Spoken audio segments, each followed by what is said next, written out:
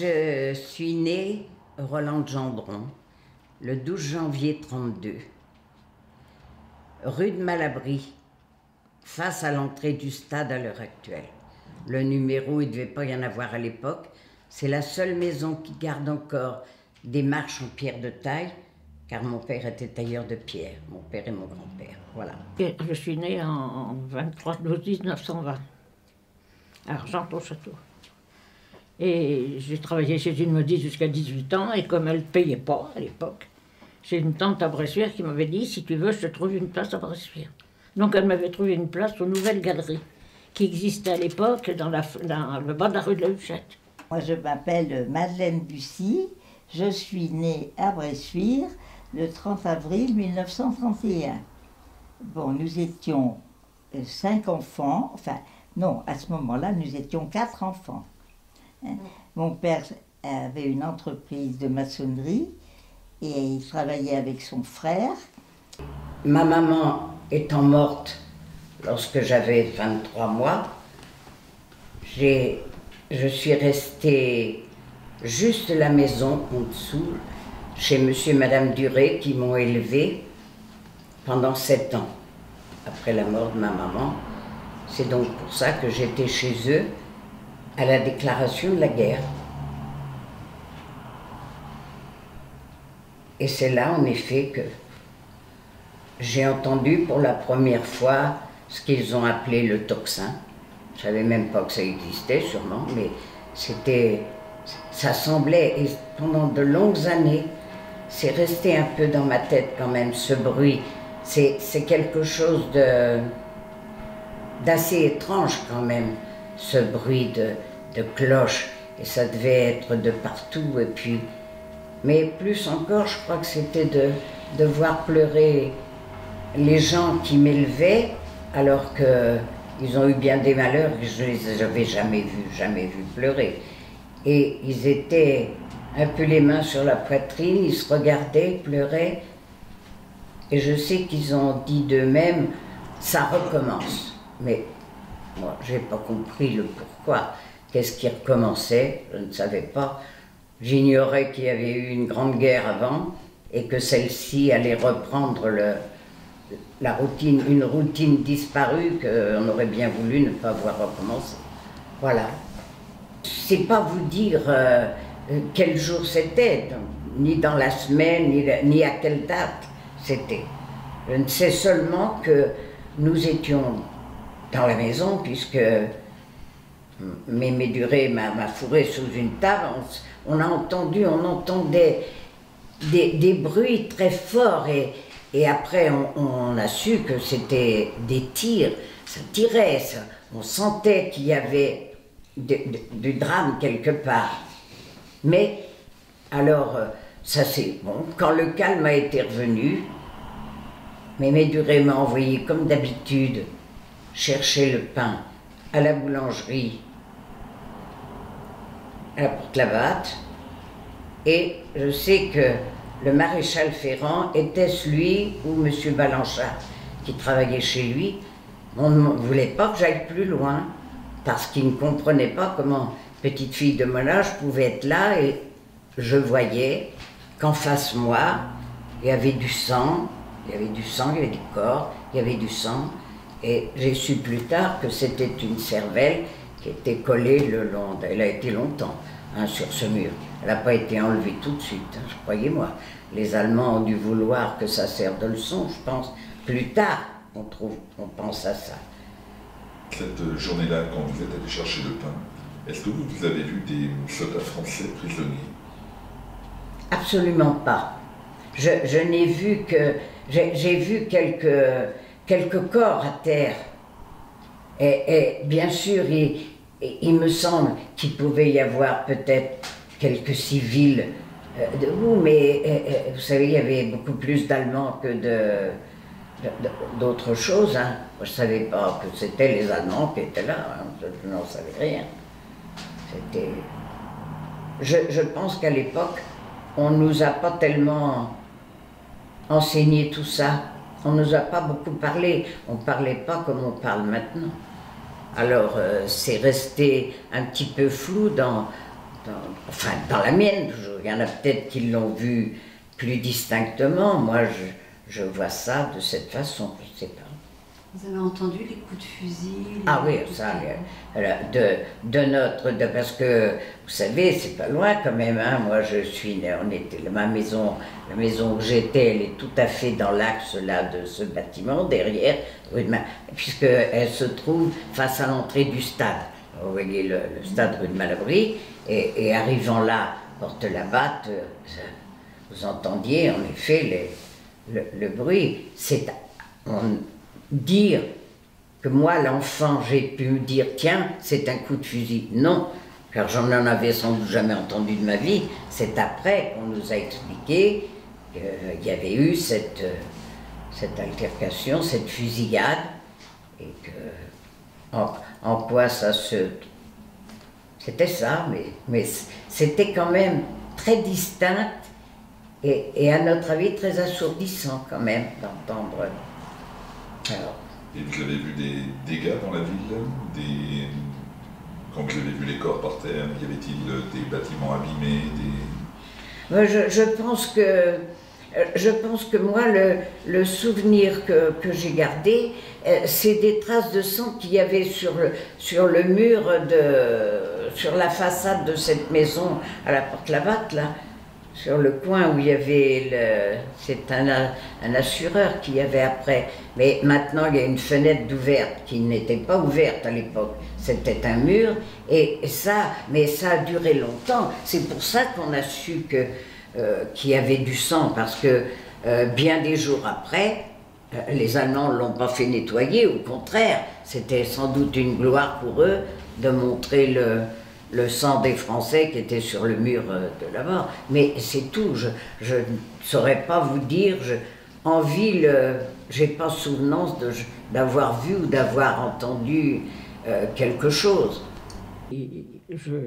On est donc parti, je suis donc rentrée chez ma tante le samedi soir, donc j'avais 19 ans, oui. Elle avait invité le dimanche des gens des Ardennes, qui avaient fait, eux, qui avaient suivi le parcours des Ardennes. Et on était invités à déjeuner. Je me souviens plus si c'était le samedi ou le dimanche, ça, je ne saurais pas dire. Hein.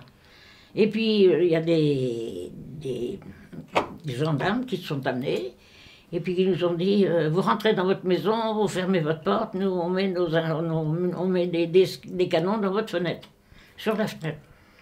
On a dit, mais c'est pas normal, qu'est-ce que vous faites là? Mais il dit, rentrez non, puis il cherchait pas d'histoire. Et puis alors, pendant le déjeuner, tout d'un coup, il y a eu les booms des Allemands qui étaient sur Argenton-Château et qui tiraient dans le sens de cette fenêtre, quoi. Et alors, à table, il y a le plafonnier qui était avec des grandes... qui est tombé dans la soupière, qui n'a pas cassé la soupière, mais qui est passé à travers la soupière. Ça, je m'en rappellerai toute ma vie. Alors là, tout de suite, on s'est mis à plat ventre, quoi. Et ça y allait, là, ça y allait. Et puis, bon, ben, ça canardait longtemps. Et puis, il y a le monsieur qui était à côté de moi des Ardennes, il était tué sur le coup, lui. On était tous à plat ventre. Il me donnait la main, en plus. Lui, il est mort, il a été tué sur le coup. Ça, je m'en souviens, comme si c'était aujourd'hui. Ça fait peur, hein. Alors, on est sortis en courant, alors, parce que... Et ça tapait partout, les canons partout. Puis alors, on est monté un petit peu plus haut. Et je ne sais pas si vous avez connu les Bussy. Oui. En haut de la rue de... Oui, la famille Bussy. Oui. Alors, ils nous ont dit, vous rentrez chez nous. Ils avaient une grande maison, ils avaient surtout une grande cave, quoi. On est resté là toute la nuit, avec d'autres, on était nombreux. Et je me rappelle toute la nuit, je vous salue Marie, toute la nuit, notre Père qui est aux cieux, je vous salue Marie, toute la nuit, je me rappelle. On pleurait les uns les autres, on était dans un état, je sais que ça tapait fort. J'habitais donc chez mes parents, 21 rue Ferdinand Buisson, à l'angle de la rue Ferdinand Buisson et de la route de Malabry. Bon, à ce moment-là, mon père était donc dans la maçonnerie, et je pense que la ville avait dû répertorier certaines maisons qui peut-être étaient plus solides les unes que les autres. Bon, puisque nous avions un plafond en béton, un plancher en béton armé pour la cave, je pense que la ville avait jugé que c'était plus sûr que les autres maisons qui avaient été construites. Est-ce une réalité? Mais est-ce une réalité? Je n'en sais rien. Mais enfin, c'est comme ça. C'est pour ça que le jour où les Allemands sont arrivés, tout cela faisait suite à bien des alertes qui, quand même, dérangeaient un peu et puis donnaient la frousse, surtout quand les cloches sonnaient pour une alerte ou que la sirène aussi. Eh bien, chacun essayait de se mettre à l'abri. Alors, c'est pour ça que ce fameux 22 juin 1940, quand l'alerte a sonné, que tout le monde a eu peur, une grande partie des habitants de la rue Ferdinand Buisson se sont retrouvés à la maison. Chez nous, on a retrouvé donc, dans cette cave donc les gens de Bressuire, mais aussi énormément de réfugiés, puisque dans la rue Ferdinand Buisson, de nombreuses maisons accueillaient des réfugiés de Charleville. Les réfugiés, alors il y en avait des familles presque entières. Il y avait chez M. Messan, il y avait M. Prieur, il y avait nous aussi. Et donc tout le monde cohabitait plus ou moins. Aussitôt après, on a entendu les Allemands arriver, on entendait les bruits de bottes.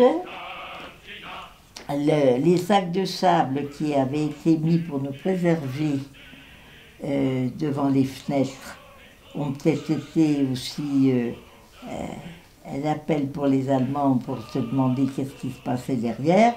Ils ont dû entendre les enfants pleurer et ils sont passés, ils ont rien fait, ils n'ont pas essayé de rentrer, ils ont été très très calmes parce que sur la quantité il y avait pas mal d'enfants qui étaient là.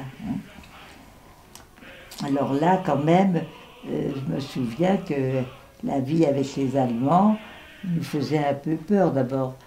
Quand ils descendaient le boulevard depuis la route, depuis la porte Sabat jusque devant l'école, jusqu'à ce qui est maintenant la gendarmerie, quand on entendait le bruit des bottes, on avait peur, quoi.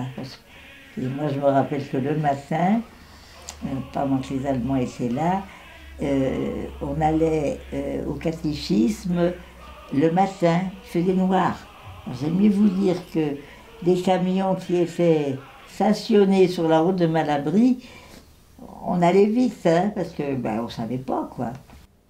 Et donc, c'était quand vous êtes allé chez les Bussy? C'était dès le début ou c'était aussitôt après. Aussitôt après, c'est-à-dire qu'on est resté un petit peu par terre le temps que... Et puis comme on ne savait plus quoi faire, que ça tapait fort, on est sorti. Et puis c'est là, on est monté un petit peu en courant la rue de...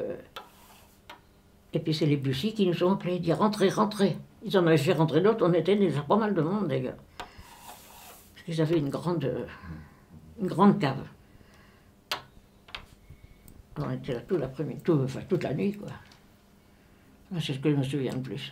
Je me souviens du monsieur qui était mort, qu'on a dû laisser certainement dans la maison. Parce qu'on n'a pas dû réfléchir. Hein. Et après, le lendemain, alors comment s'est déroulée la vie le lendemain? Quand vous êtes sortis de chez monsieur et madame Bussy? On est reparti à la maison. On est retourné à la maison. À part les dégâts dans la rue, puis tout ce qu'ils avaient cassé, quoi. Et tout était resté autrement. Hein. Donc on est resté là, on a recouché là. Après, j'ai repris la vie comme avant. Non, puis après, Je suis retournée travailler comme d'habitude aux Nouvelles Galeries, et puis tout se repris dans l'ordre, quoi. Il venait aux Nouvelles Galeries? Comment? Il venait aux Nouvelles Galeries? Ah oui, ben, ils allaient partout. Ils allaient surtout à la rue de la Bobinette. Ils allaient à la rue de la Bobinette faire leurs petites affaires là-bas. Mais non, ils venaient faire leurs courses, ils allaient faire leurs courses normalement. Ils achetaient, ils payaient quand même Ah leurs oui, courses? ben, je pense, oui. Moi, je les ai côtoyés comme ça, bah, je les servais au magasin, c'est tout. Avec leur,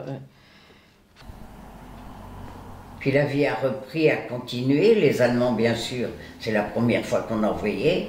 On voyait des autos. Plus tard, on a su que ça s'appelait des autos chenilles ou des je ne sais quoi. Et ça arrivait de partout. Et ils ont investi l'école Nérisson, donc on était bien placés pour les voir, puisqu'on habite derrière. On habitait derrière. Et bien évidemment, il y avait des Allemands partout, ça c'est sûr. Et nous avons repris l'école. Et chaque fois, il fallait passer devant. Moi, c'est ma hantise, ça. Ça a toujours été ma hantise de voir ces guérites. Je pouvais pas, j'avais peur, je sais pas. Je courais, ça je crois, je sais pas si une fois j'ai pu passer, descendre cette rue sans courir pour traverser tout. Voilà, ça semblait bizarre d'avoir ces gens-là qui vous guettaient. Ils avaient quand même l'arme à côté d'eux. On a su plus tard que c'était normal, mais bon. Puis on partait à l'école. Voilà, c'est à peu près, pour moi, l'arrivée des Allemands dans Bressuire, venant de cette route de Thouars, c'est à peu près tout le souvenir que je peux en garder. Je ne me rappelle pas autre chose. Pas. Cette journée-là, vous avez vu des soldats allemands? Ah oui, ah oui, oui. On a envoyé, parce que je pense me rappeler qu'ils ont dû investir aussi le château Sorin. Alors, on l'appelait comme ça à l'époque, je ne sais même pas si c'était moi, c'est le nom qu'on a toujours, quand nous étions gosses, on parlait des gens qui habitaient. Alors donc, il en est venu, et puis ils sont quand même passés pas mal sur la rue de Malabry, parce que, étant donné qu'ils étaient en cantonnement dans l'école, il y en avait quand même aussi sur le boulevard, là, sur le boulevard de Poitiers, ils avaient investi un peu partout. Donc je pense qu'ils se coinçaient entre les deux choses. Là, on les voyait, si, ce jour-là, on en a vu partout. Vous pouvez expliquer aussi par rapport à la route de Nantes, vous me disiez que c'était une... Oui, parce que moi, je ne l'ai su que plus tard. Je ne l'ai su qu'en 1945, quand je suis rentrée au château et que le docteur Bernard, un jour, m'a un petit peu expliqué lui et Michel, son fils, voyaient les Allemands rentrer par la route de Nantes, qui était ville ouverte. C'est ce que j'ai entendu, c'est ce qu'on m'a dit. Je pense que c'est que la vérité, alors que ça résistait sur la route de Thouars, à l'entrée de Bressuire, venant de la route de Saint-Porcher. Voilà, en effet, il y avait, je ne sais quels étaient ces jeunes soldats, d'où ils venaient, moi je ne sais pas, mais ça s'est passé comme ça. Alors d'un côté, évidemment, ils pouvaient rentrer librement en vainqueurs, et là, ils étaient arrêtés à la Porte-Labatte. Ça n'a pas duré longtemps, puisqu'il a bien fallu malheureusement que les pauvres se replient, il n'y avait rien à faire. Voilà. Bon, on ne pouvait pas vivre, surtout les adultes, on ne pouvait pas vivre sans cette présence, quoi. Et puis ils suivaient, on les entendait raconter la guerre, mais j'avais pas l'impression, à part la présence des Allemands ici, qui quand même, bon, quand ils ont été rentrés à Bressuire, après, bon, ben, ils y vivaient. Hein.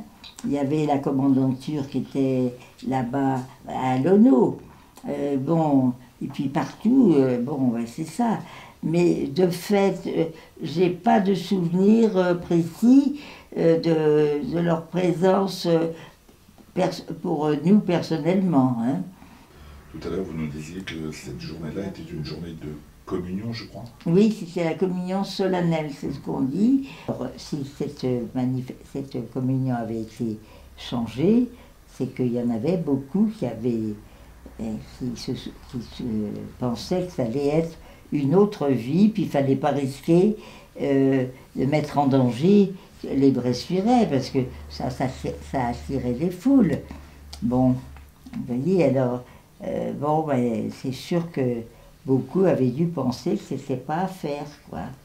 Vous étiez à quelle école à l'époque? J'étais à l'école Notre-Dame, là.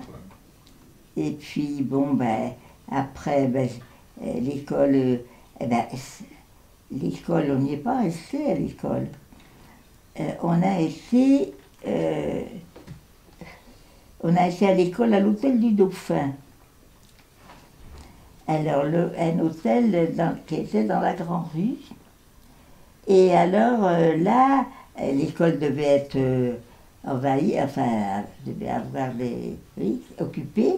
Et alors, on est allé à l'école, ça je m'en souviens, toute une année, dans la Grande Rue, là, à l'étage. Mais ça marquait, hein, ça aussi. Parce que, j'avais été à l'école depuis ma toute première enfance à l'école Notre-Dame. Et cette année-là, on a changé, on est passé là-bas. Alors ça aussi, ça changeait énormément nos habitudes. Je me souviens aussi, c'est la nuit où les Juifs avaient été dénoncés. Ils sont venus chercher les Juifs, je ne sais pas qui c'est qui est venu les chercher, mais ils sont venus chercher tous les Juifs qui étaient à la porte Labatte, dans la maison à côté de... La statue était là, et là il y avait des bâtiments, ils habitaient là. Ils sont venus chercher les... Vous pouvez nous en dire un petit peu plus? Hein? Vous vous en souvenez, mais... Mais c'est tout. Je m'en souviens surtout parce que ça s'est dit. Le lendemain, tout le monde était écœuré, que tous ces Juifs étaient partis. C'est comme ça que je l'ai su, mais moi je ne les ai pas vus. Ça a été fait dans la nuit, c'est ça a été dénoncé par un Bressuirais, et je le connais en plus.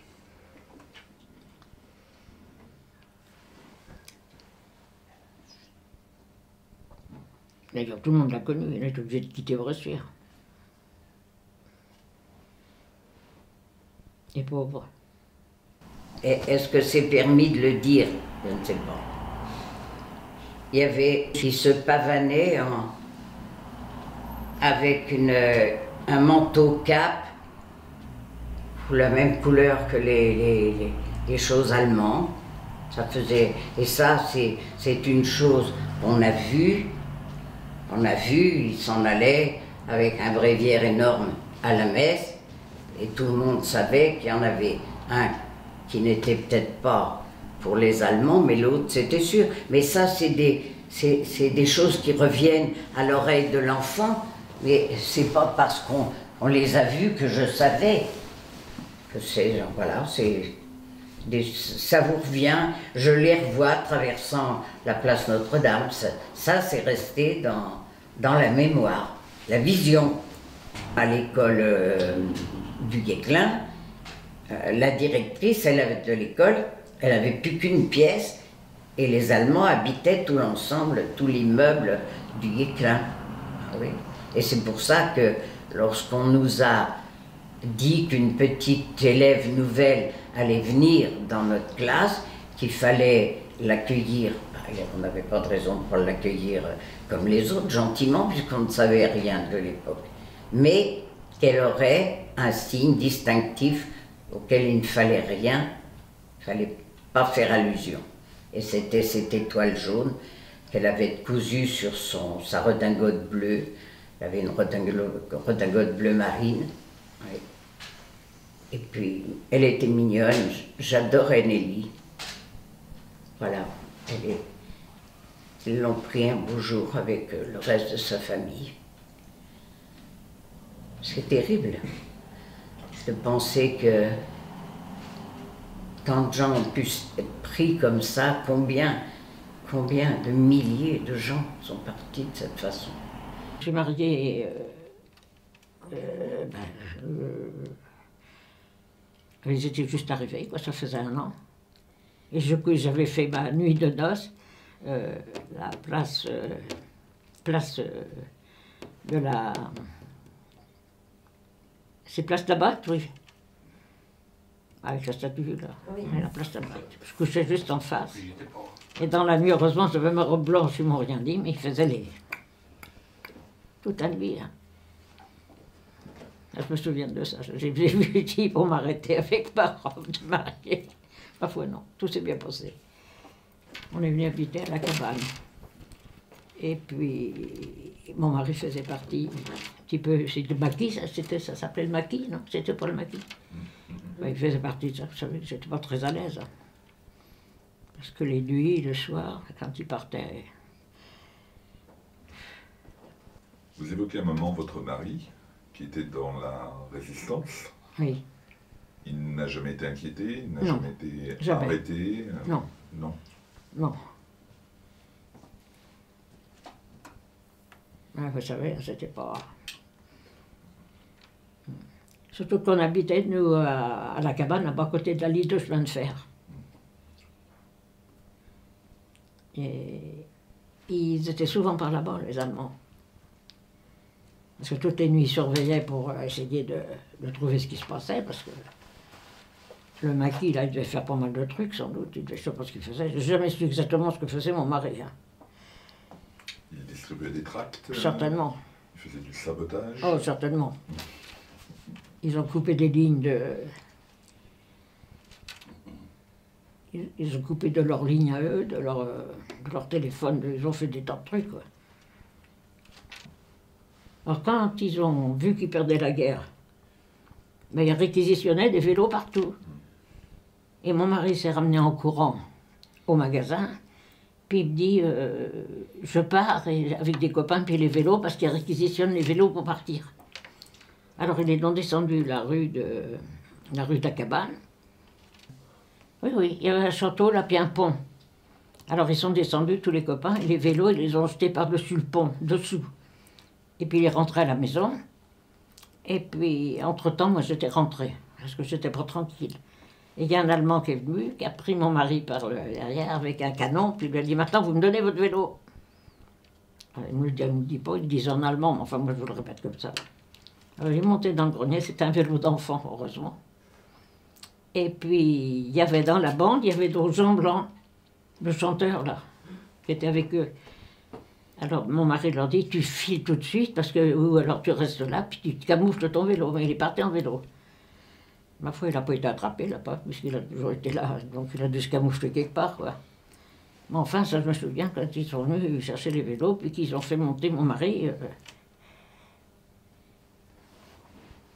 J'ai le souvenir, vous voyez, j'ai le souvenir par contre, ce souvenir m'est resté impérissable, de leur départ